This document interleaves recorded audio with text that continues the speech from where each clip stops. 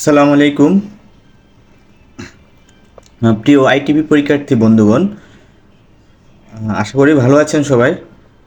ইতিমধ্যে বহুল প্রতীক্ষিত সার্কুলার আইটিভি পরীক্ষা 2024 অলরেডি আপনাদের হাতে পৌঁছে গেছে।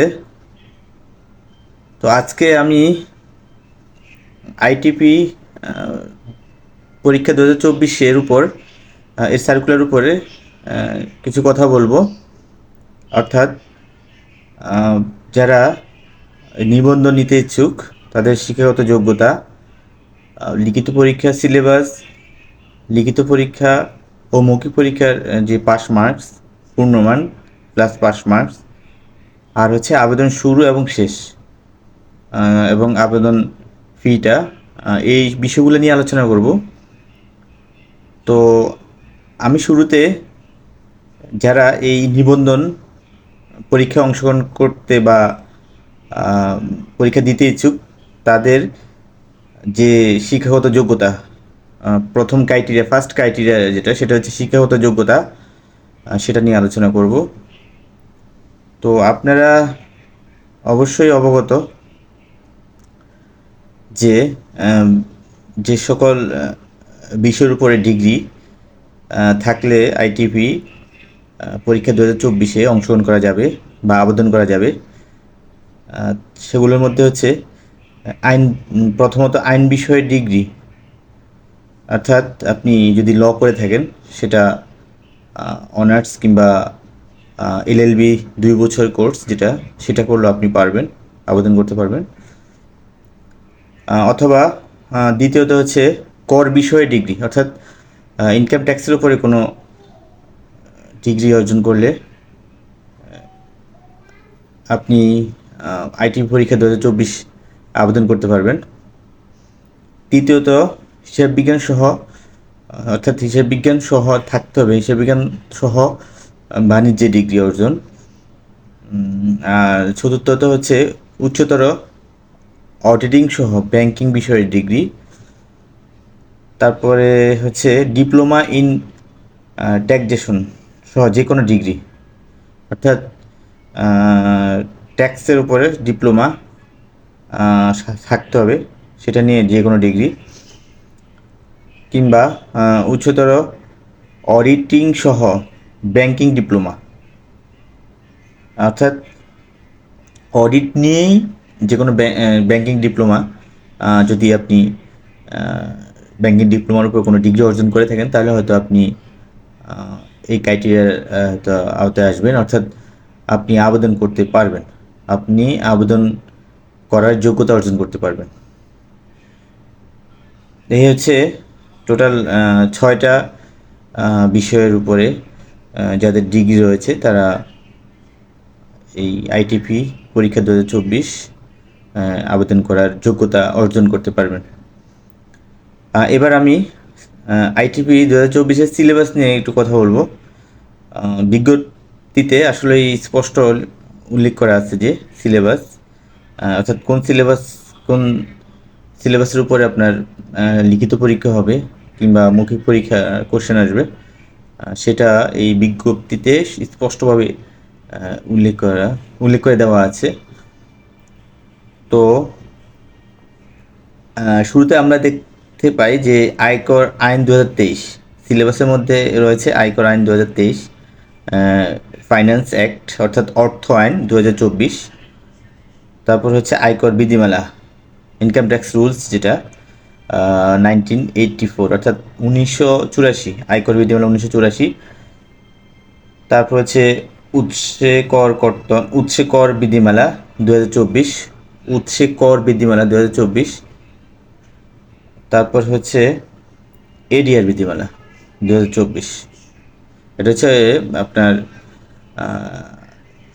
বিকল্প বিরোধ নিষ্পত্তি, অর্থাৎ অল্টারনেটিভ ডিসপিউট রেজলিউশন, বিকল্প বিরোধ নিষ্পত্তি, এডিআর সংক্ষেপে বলি, এডিআর বিধিমালা 2024। তারপর হচ্ছে দান কর অর্থাৎ গিফট ট্যাক্স, যেটা 1990 অর্থাৎ 1990 সালের আইন। তারপরে হচ্ছে আয়কর আইন ও বিধির বাস্তব প্রয়োগ, যেটা হয়তো এখানে আয়কর ইনকাম ট্যাক্সের ম্যাথ রিলেটেড কিছু একটা থাকবে আর কি, অর্থাৎ অঙ্ক থাকবে হয়তো। যেমন বিভিন্ন খাতের আয় থেকে যে ট্যাক্স ক্যালকুলেশন করা হয় সেটা একটা, সেগুলো নিয়ে বিভিন্ন খাতের ইনকাম নিয়ে হয়তো একটা অঙ্ক করতে দিবে। যাই হোক, তারপর হচ্ছে হিসাব বিজ্ঞান। হিসাব বিজ্ঞানের ক্ষেত্রে একটা ফাইন্যান্সিয়াল অ্যাকাউন্টিং, একটা অ্যাকাউন্টস করতে বলবে হয়তো, যেটা আপনাদের ইন্টারমিডিয়েট লেভেলের ওই টাইপের অ্যাকাউন্ট আসে। তো ওইটার জন্য একটা প্রিপারেশন নিতে হবে, প্র্যাকটিস করতে হবে, হিসাব বিজ্ঞানের অঙ্ক প্র্যাকটিস করতে হবে। আর সর্বশেষ বাংলা ইংরেজি। বাংলা ইংরেজির উপরে আপনার মার্কস থাকবে অবশ্যই। সেটা হতে পারে আপনার বিভিন্ন ট্রান্সলেট হতে পারে, বা আদার্স কোনো টপিক নিয়ে আসতে পারে। আর এগুলো আসলে সিলেবাস সম্পর্কে আরও ভালো ডিটেলস জানার জন্য, বোঝার জন্য আপনাকে অবশ্যই প্রিভিয়াস কোশ্চেন ফলো করতে হবে, প্রিভিয়াস কোশ্চেন দেখতে হবে, প্রিভিয়াস কোশ্চেনের মান সম্পর্কে আপনার একটা ভালো ধারণা থাকতে হবে। যাই হোক, এবার আলোচনা করব লিখিত পরীক্ষার যে সময় 3 ঘন্টা, আর হচ্ছে পূর্ণমান হচ্ছে 100 মার্কস, আর পাস মার্কস হচ্ছে 50। আর হচ্ছে মৌখিক পরীক্ষার পূর্ণমান হচ্ছে 50, আর পাস মার্কস হচ্ছে 25। তো আবেদনের কথা যদি বলি, আবেদন অলরেডি শুরু হয়ে গেছে। গত 19/9/2024 থেকে আবেদন শুরু। আর আবেদনের শেষ তারিখ হচ্ছে 29/9/2024, বিকাল 5টার মধ্যে আবেদন করতে হবে। আর সর্বশেষ আবেদনের ফি নিয়ে যদি বলি, আবেদন ফি 300 টাকা, আর টেলিটক চার্জ বাবদ 35 টাকা কাটবে। এই সর্বমোট আপনার 335 টাকা আপনাকে আবেদন বাবদ দিতে হবে। তো যাই হোক, যারা আগ্রহী, আবেদন করতে যারা আগ্রহী, তারা আর বিলম্ব না করে আমি মনে করি দ্রুত আবেদন করাই ভালো।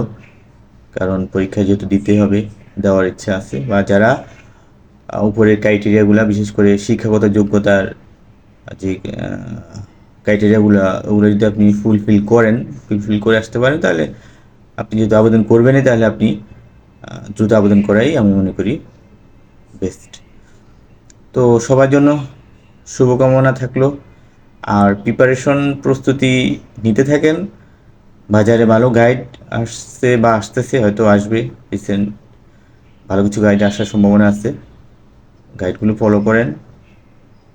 আর অনেকে কোচিংয়ে ভর্তি হয়, সেক্ষেত্রে আপনাদের ব্যক্তিগত অভিরুচি, আপনার কতটুকু আপনি নিজে আয়ত্ত করতে পারবেন পড়া, সেটা আপনি ভালো জানেন। অনেকেই অন্য ব্যাকগ্রাউন্ড থেকে এসে, বা দেখা যায় ইনকাম ট্যাক্স বা ভ্যাট ট্যাক্স, ইনকাম ট্যাক্স নিয়ে তেমন ধারণা না থাকার কারণে দেখা যায় কোচিং সেন্টারের সান্নিধ্য হয়।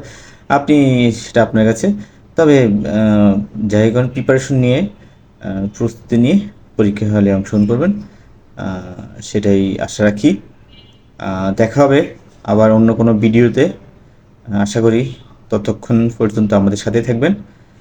সবাইকে ধন্যবাদ। শুভরাত্রি। আসসালামু আলাইকুম।